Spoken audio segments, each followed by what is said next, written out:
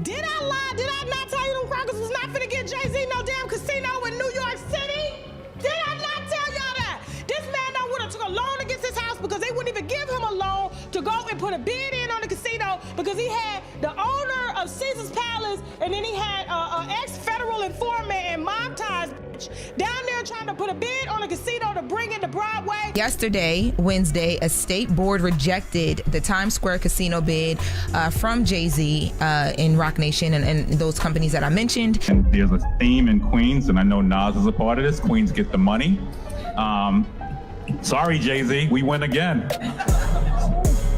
Jay-Z is heated right now. And honestly, who could blame him? Imagine dropping your billionaire name, your brand, your entire New York legacy on a massive Times Square casino project, only for the city to pull the plug before it even takes off. Then, out of nowhere, just days later, Nas, the same Nas who dropped Ether and torched Jay back in the day, gets the green light for his own $5 billion Queens casino plan. The timing, way too perfect to be random. And to make it even messier, Queensborough President Donovan Richards didn't just celebrate. He taunted Jay in front of reporters saying, "Queens gets the money. Sorry, Jay-Z, we win again." Like, excuse me? That's not just a jab. That's a straight up mic drop. What was your thoughts when you heard the song? This motherfucker, he going crazy. This motherfucker going crazy. Oh, yo. The city basically told Hov to sit down while Nas cashes in and shines.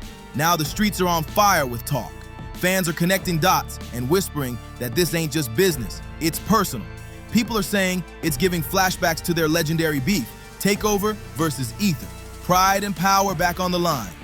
It's like the universe just handed Nas another W, and Jay's gotta be boiling watching it unfold. Here's the kicker. Jay was backing a massive Caesar's Palace project in Times Square, billions on the table. He hyped it up as the crown jewel of New York, the kind of big boss move only Hov could pull off.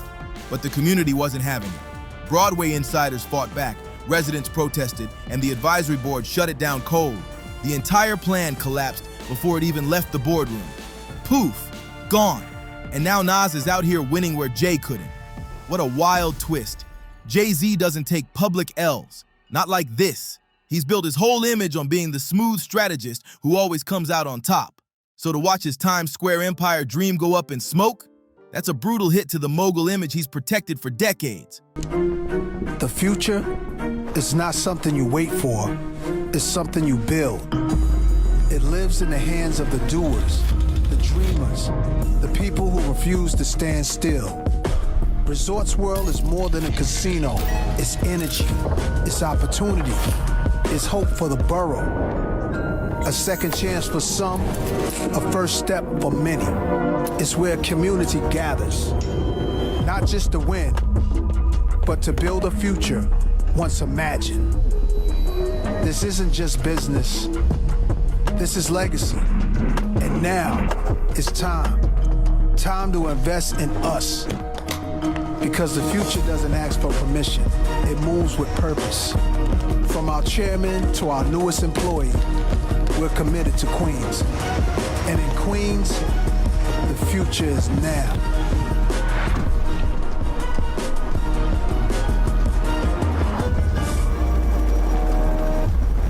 And what really stings? Jay didn't just want a casino, he wanted Manhattan. The lights, the crowds, the power move that screams King of New York.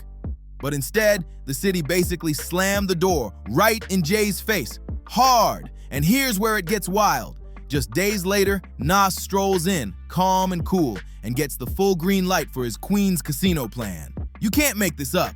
The timing is straight up savage. For Jay, this wasn't just a business L. It was the beginning of a real-life revenge saga. Because one thing about Hov, he never forgets a loss. You better believe he's plotting something heavy behind the scenes right now.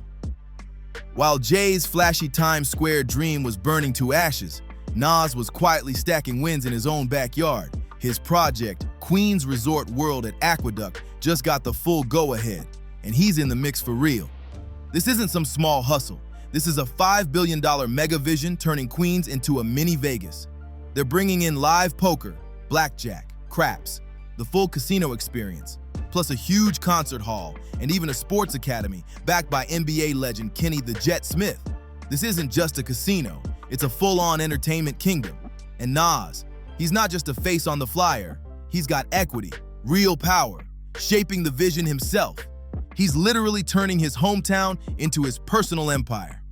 With their decision, as they obviously voted against the casino. You know it.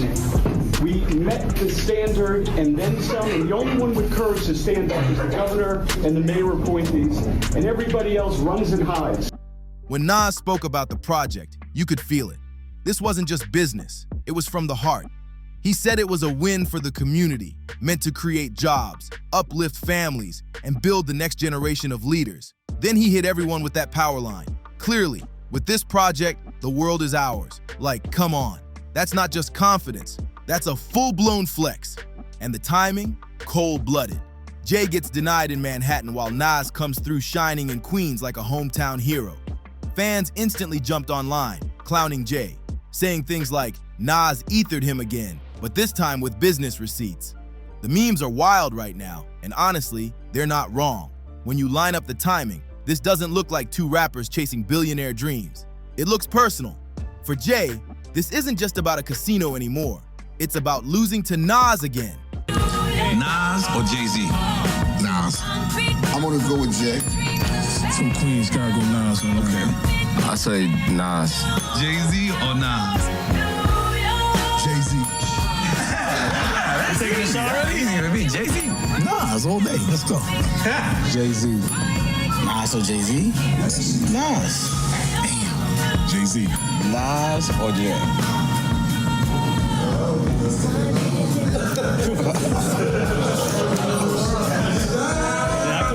Jay's entire image has always been the Brooklyn boss who plays chess while everyone else plays checkers.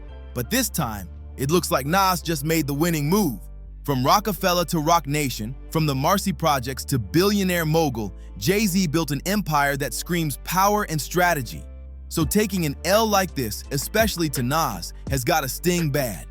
What makes it even crazier is how Nas always pops up right when people count him out, flipping the script every single time. Back in the day, Jay tried to clown him on Takeover, calling him washed and irrelevant. But Nas wasn't having it. He fired back with Ether and dragged Jay's name through the dirt so hard it flipped the whole hip-hop scene upside down. Now, years later, it's deja vu all over again. Same rivals, different battlefield. Jay goes corporate, aiming for Times Square domination. And boom, Nas swoops in from Queens with the winning hand. History just repeated itself, but now it's business warfare instead of bars. And once again, Nas walks away with the W. This whole casino saga feels like deja vu with dollar signs. Jay sets up a flashy Times Square empire, thinking he's about to reclaim the city. And then, boom, the board shuts him down cold. And right on cue, Nas slides in smooth from Queens, the so-called underdog borough, and snatches the win. You couldn't script a pettier twist if you tried. But to really understand why this loss cut so deep for Jay, you gotta rewind to where it all began. The roots of their legendary feud. It didn't start with business or billions. It started with something way more personal.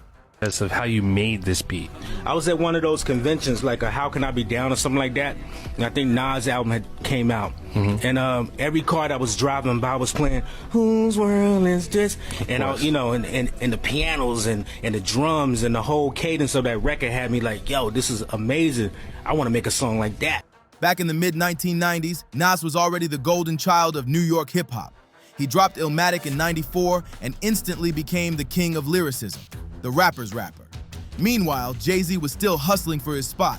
He dropped Reasonable Doubt in '96, a classic now, but back then, it barely made noise on the charts. The streets respected him, but the mainstream crown wasn't his yet. Then came the spark that lit the whole fuse. Jay wanted Nas to appear in his video for Dead Presidents, but Nas never showed up.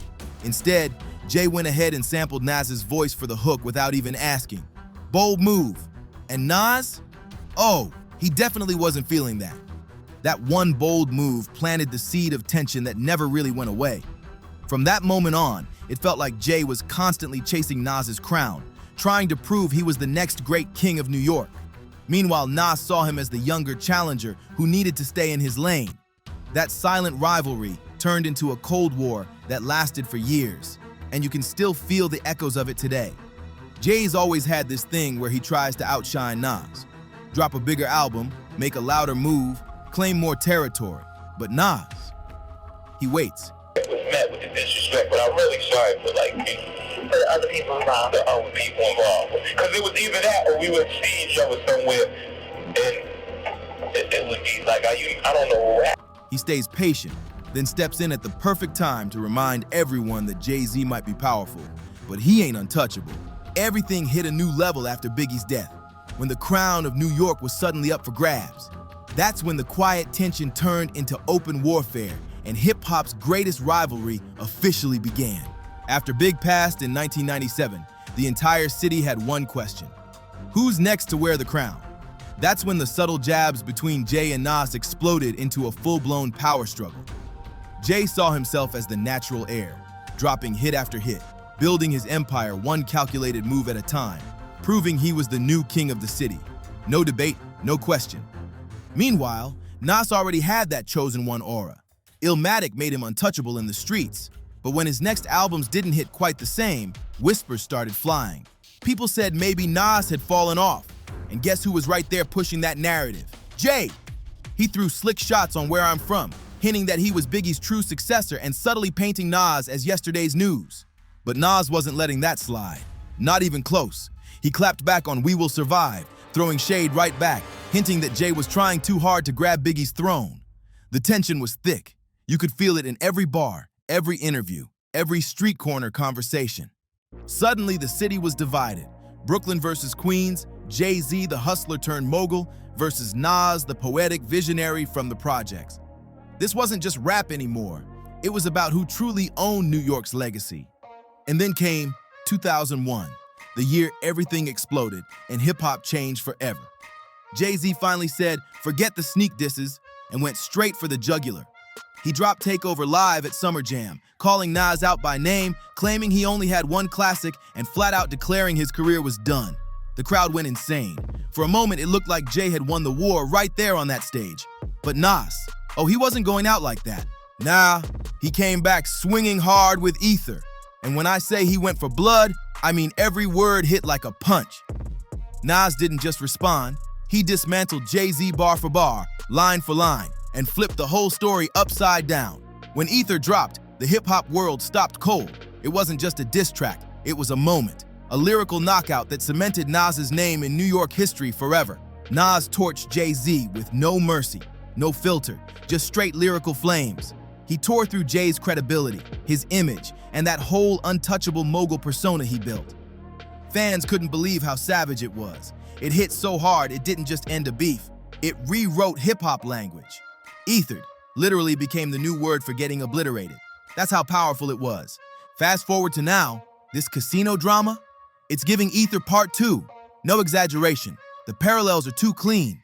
Jay moving with that same overconfident swagger, hyping up his Times Square project like it was already his, and then boom, Nas swoops in again with a win nobody saw coming. It's like watching history replay itself in real time. And of course, Jay didn't take that first L quietly back in the day either. He fired back with Super Ugly, but that's when things went left. Instead of keeping it lyrical, he crossed the line, bragging about sleeping with the mother of Nas's daughter. That move shocked everybody. It stopped being about bars and turned personal, ugly, and unforgettable. Yeah, Jay really thought that move was gonna score him points. But oh no, it backfired badly. Fans weren't impressed, critics weren't impressed, nobody was feeling it. The whole thing blew up in his face. And then came the moment that sealed it. Even Jay's own mom called him out. She made him phone into Hot 97 and publicly apologize on air for crossing the line. Like, when your mama tells you to clean it up, you know you messed up big time. That's the moment everything shifted.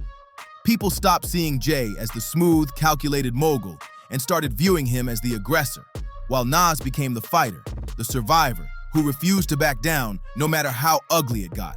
And that's exactly the same energy people are feeling again right now. Jay taking another L, while Nas quietly stacks another legendary W. That switch in energy is what keeps this rivalry alive decades later. Every time Jay-Z tried to bury Nas, Nas flipped the story and made Jay look out of touch. It's like no matter how much power or money Jay gained, Nas always found a way to humble him, reminding the world that legacy ain't something you can just buy. But here's where it gets wild. because as nasty as their beef got, it didn't last forever. After years of throwing some of the most savage disses hip-hop had ever heard, both men shocked everyone by doing the unthinkable, squashing the beef, and they didn't do it behind closed doors or through some quiet PR move. They did it live on stage, right in front of the whole world. In 2005, Jay-Z was headlining his legendary I Declare War concert. Everyone thought he was about to drop more shots, maybe call out new rivals or reopen old wounds, but instead, he flipped the script completely. Jay stopped the show and brought out Nas as a surprise guest. The second Nas stepped on that stage, the entire crowd lost their minds. The roar was insane. People couldn't believe what they were seeing. These two men who once tried to destroy each other's careers were now standing side by side, shaking hands, performing together like the past never happened. It was bigger than rap. It was history. After all the venom, all the shots, all the chaos, seeing Jay-Z and Nas unite like that, it reminded everyone that even the coldest beefs can end in peace, and that true power is being able to move past the pain and stand tall together.